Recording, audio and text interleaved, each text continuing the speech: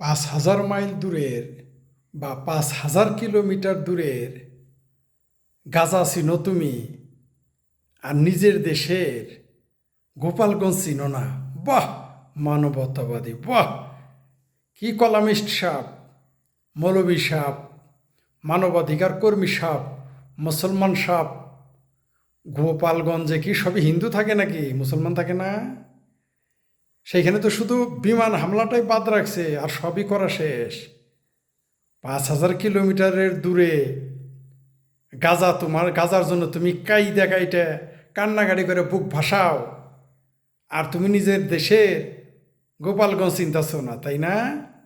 বাহ, এটাই তোমার গণতন্ত্র, এটাই তোমার মানবতাবাদ, এটাই তোমার ইসলাম প্রেম, এটাই তোমার। আরে আরে চিঙ্কুবামেরা কোথায়?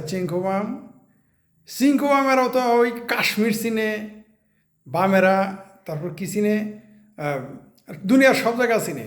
কাশ্মীর চিনে,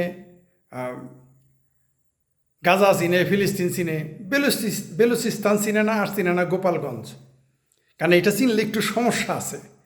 বামপন্থীরাও যে একটু প্রতিবাদ করেছে, তেনা পেছায়া প্রতিবাদ, একবারে স্পষ্ট বলে নাই। যেখানে বিএনপির নেতারা পর্যন্ত বলেছে যে গোপালগঞ্জে হত্যার দায় কার, ডক্টর ইউনূসের, এইভাবে বলেছে, যার হিসাব দিতে হবে। কয়েকজন বিএনপি নেতা বলেছে, কিন্তু বামেরা স্টেট বলে নাই। এই এনসিপি গ্যাং আমার জাতীয় ভাতিজাদের পাঠায় দিয়া মাঝে মাঝে ঝামেলা করে আসলে কিন্তু নির্বাচন পিছিয়ে দিতে যাচ্ছে, এটা হলো সত্য কথা। কিন্তু বাংলার জনগণরা তো বোধহয় মনে করে না ভাই, বাংলার জনগণ এত বোকা না। আবারও বলছি, তুমি ৪,০০০ মাইল দূরের কাশ্মীর চেনো, ৫,০০০ মাইল দূরের গাজা চিনো, আর নিজের দেশের গোপালগঞ্জ চিনো না? মানবতাবাদ দেখাও না।